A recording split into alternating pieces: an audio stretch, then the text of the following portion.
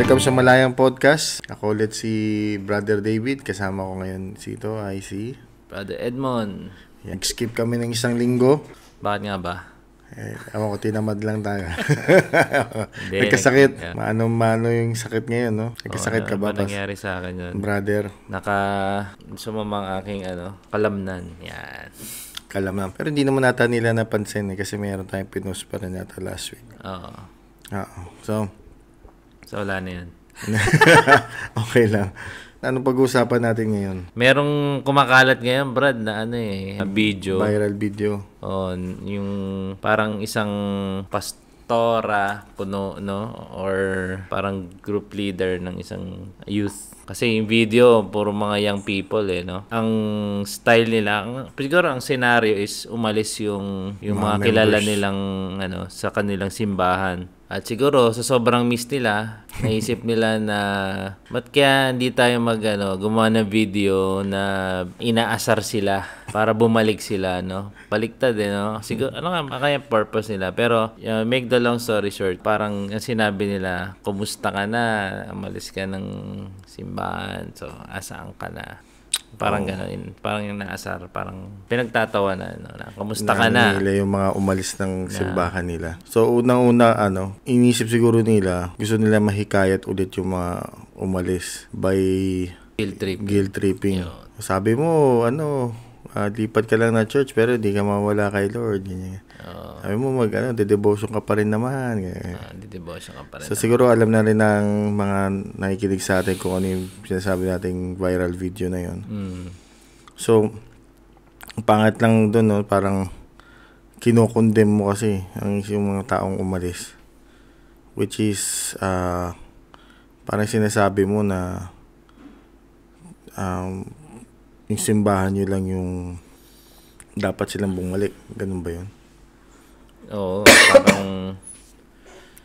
parang siguro mahirap kasing i-explain, no, pagka ang presentation is para kang nangaasar, no? Hindi mo alam kung ano talaga yung gustong banggitin nung tao. Pero ang nakukuha lang natin is yung negative attitude, no? Nakita natin na siguro ang gusto nila, ang goal nila pabalikin, no? Kung yun nga yung goal nila, which is good. Pero it seems na opposite yung naging effect. Yung opposite yung gusto nilang mangyari, parang lalo pa nilang inaway, no? So wala na nga sa kanilang grupo, lalo pang inatake. Ang dating kasi, no, para kasing binaon mo pa. Oo, parang baga kung totoo nga nag-backslide, sinabi mo, backslide. Sabi ko siya, mag-backslide ka. Parang ang nangyari, naisip ko, parang hindi naman simbahan o church ito eh. Parang fraternity na sumama ka sa iba. No? Ngayon, kaaway na kita, kaya sisiraan kita ngayon. Alam mo yun? Yung parang gano'n no? Siguro, sa kabilang grupo ka na o hindi ka nakakabilang namin. Parang gano'n. Ang pinaka-issue na pwede natin i-topic dito is yung local church. No, yan yung issue eh. Kasi yung sa idea video, tungkol sa local church. Binigyan nila ng idea na umalis ka na ng simbahan. Kala ko punta ka lang sa iba pero hindi ka naman pala pumunta.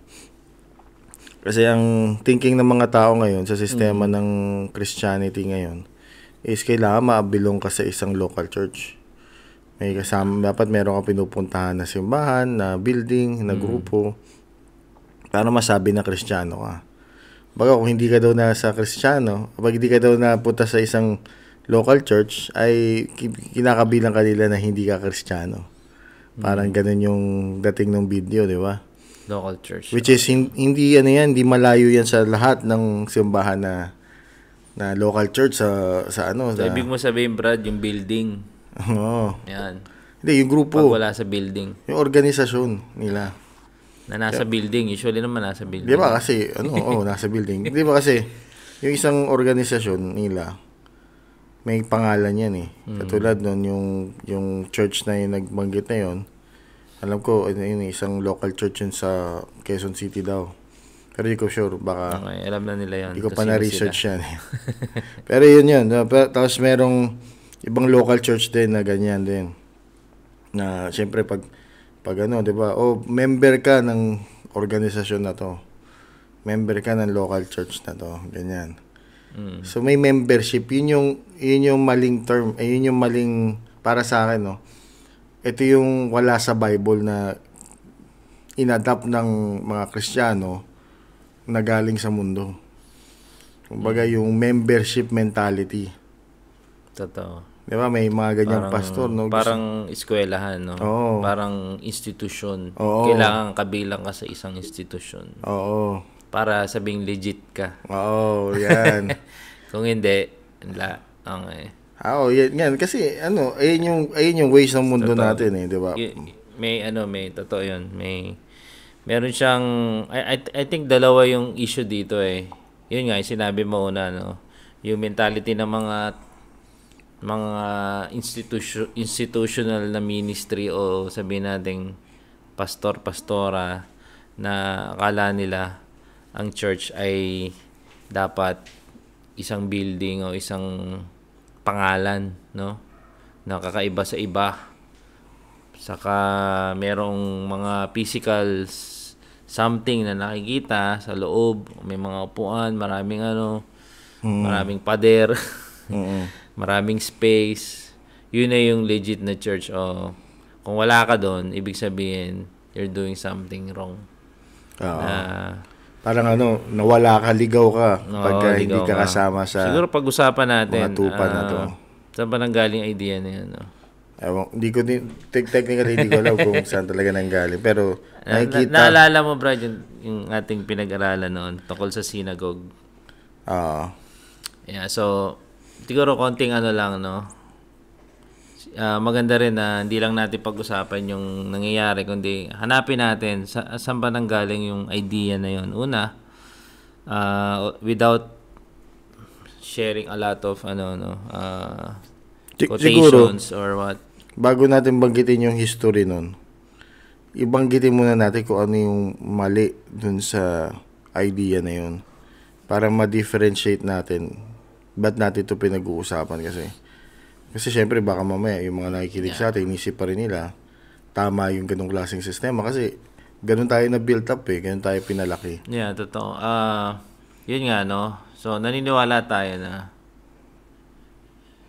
although meron tayong tradition na kailangan ng simbahan ka, syempre, lalo na sabihin natin Catholic, yung mga Catholic dyan ang galing sa sinasabi nila, dyan galing lahat So, syempre, traditionally, mga Catholic, may mga building, may mga simbahan. So, dyan mini-measure usually ng mga religious people ang isang simbahan o isang grupo, which is based on the Bible, no? Nung dumating si Jesus, although may temple na nun, okay? Pero, ang sabi niya, destroy this temple and I will build it in 3 days. So, yung tradition nila noon na ang templo, ang lugar kung saan sumasamba yung mga tao. Okay. Sa bagong promise o covenant ng Panginoon, hindi na pala yung kailangan. Okay. So, makikita naman natin sa buhay ng Panginoong Hesus, no? Hindi naman siya lagi nasa simbahan pag nagtuturo siya. Totoo. Diba? So, sa yung greatest teaching niya na tinatawag nating Beatitudes, saan siya nagturo nun? Sa bundok. Okay? Nung winin niya si Pedro na maging disciples, nasan sila nun? Nasa laot, nasa beach. So, nagtuturo siya. Actually, hiniram pa niya yung boat ni Peter, di ba? Ni Pedro. Sabi niya, Pedro, tuturo ako kaso kailangan ko ng amplifier. Pwede bang mahiram yung boat mo? Siyempre, andun yung mga tao. So, pinakita ni Jesus na ang church o yung grupo ng mga nananalig sa Panginoon, hindi tali sa isang lugar. So, anong nun? Parang, ano yung cons ng isang Kristiyano na tali sa isang lugar? Anong cons nun? Anong hindi maganda, no? So, magandang tanong yun. ano bang, although may advantage din, di ba? Una, komportable ka pag nandun ka sa loob, no? Pagka, ano. Siguro, selfish advantage yun. Yung nga parang hindi yung more ministerial. on, material or carnal, parang masyadong carnal, no? Komportable, may aircon, may sound system, pero, ang di natin alam, kontrolado mo yung ano kasi. Ito Brad, meron akong analogy kasi hindi maintindihan ng mga tao kung hindi nila alam yung analogy. Ako kasi mahilig ako sa isda, no. Nag-aalaga ako ng isda. Alam naman natin kung saan galing lahat ng isda. Sa dagat o kaya sa ilog, no. At doon sila lumalaki. Pero syempre, ang mga tao gusto nilang kontrolin yung production. Anong ginagawa nila? Gumagawa tayo ng mga temporary quarantine na o tangke, no? Iba sa atin may aquarium, no? May mga pond maliliit sa bahay. At doon natin nilalagay yung mga isda. So, although maganda silang tignan, pero ang disadvantage nun, hindi talaga nag-grow yung isda. Yeah. And I believe may kinalaman yun sa atin ngayon, kaya tayo tinawag na di ba? Sabi ni Christ, I will make you a fisher of man. Mga isda tayo. Para tayong isda pagka winin tayo sa Panginoon ang isda hindi siya lalaki sa aquarium, hindi siya lalaki sa isang pond na ginawa lang ng tao. Although may control ng tao, 'di ba? 'Yun ang gusto kasi natin, kontrolin yung isda. Gusto nating titigan, pero naniniwala ako na hindi tayo ginawa para titigan lang ng tao. In this case, yung ating tinuturing na leader sa simbahan, na tignan. Minsan kaya nangyayari. Ibig sabihin, control. Gusto lahat nakikita. Saan ka pupunta? Dito po mag-evangelize, ba't di mo sinasabi? So, yun yung nangyayari. So, isang maling control. May control at hindi sila nag-grow yung mga tao talaga. Mapapansin mo, yung mga usually tao dyan, lagi lang nakaupo every Sunday, na walang fellowship doon mismo sa kung sino man dapat nilang tanggap lang na sila puro pasok lang ng pasok, pero hindi nila napapractice, hindi nila nagagawa sa buhay nila. Parang feeling nila, ma-fulfill ko lang tong oras na to, 2 hours, okay na ako. No? Nakapag-worship na ako. No? So, ang nangyayari, weak Christians tayo. Pagka ganun. Unlike na sa isang small group, no? Where kung saan lahat kilala natin, yung mga nakakausap natin. So, we're not against gathering, no? But what we're against is yung culture natin na yun nga, umaasa na lang sa speaker sa harapan, no? Yung mga tao. Nagiging seminar kasi. No, nagiging parang teaching seminar sa simbahan. Kasi nga, ganun ang setup, bro, Walang choice sila kung di ganun ang gawin nila. Imagine mo, ang laki ng lugar mo, tapos may expect mo yan, mag-usap-usap yan, no? Sabay-sabay. Kasi nga, naka-design yung mga institution na gano'n. So na it's not possible. Siguro magandang tawagin yan, parang auditorium institution. Auditorium na lagi naglalagay ng auditorium. Kasi sa auditorium, isa lang talaga lagi nagsisilita. Hindi naman pwedeng may mikropono. May isa lang yung may mikropono. Kaya talagang yung control nasa isang tao lang, yung teaching nasa isang tao lang. Diba, ano na yan borderline cultic na yan Diyan din nagsisimula yung mga kulto kasi ando lang sila nakaupo kasi pagka lalo na yung stage mo mataas, i-expect na siya ang magtuturo sa akin. Ako receive lang ako na receive. So pag may sinabi siyang mali, receive ko pa rin. No? So walang makapagko-correct sa kanya. Okay. Kaya ako against ako talaga diyan sa ayun yung isa sa mga revelation na nakita ko na hindi maganda yung auditorium na sistema ng simbahan.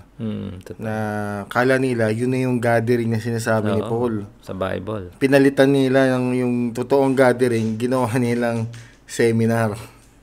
'Di ba? Tapos yung ang dami nilang pinalit na bagay-bagay. So, ginawa din nila yung gathering, ginawa naman nilang parang Bible study. Yung fellowship, ginawa nilang yung Bible study tawag nila. Kaya yung parang yung secondary lang, maliit lang, naging parang auxiliary lang ang nangyari. Imbis na yun yung i-prioritize nila, naging lang, oy, pwede mo gawin yan o hindi, pwedeng optional. Ganyan. Pero nga, sabi nga ni Paul, yun dapat yung hindi nami-mintes kasi diyan ka nakakapag-share, nakakapag-encourage, and all that. Ito yung ginawa nila sa auditorium mentality, yung worship ginawa nilang grand. Parang pasikatan ng worship. Parang concert ng dating. Pasikatan. Paano samantalang sabi nga ni Lord, di ba? You worship in a secret place. You pray in a secret place. You worship in your heart, kumbaga yung truth. Yung true worshipers ang hinahanap ni Lord, hindi yung pasika yun. Nag-worship ka lang kung kailan madaming tao, pati kung may music. May diba? Kasabay. May kasabay. Paano yung pag ikaw na lang mag-isa, kung yung down na down ka, o may problema ka, nag-worship ka pa rin ba?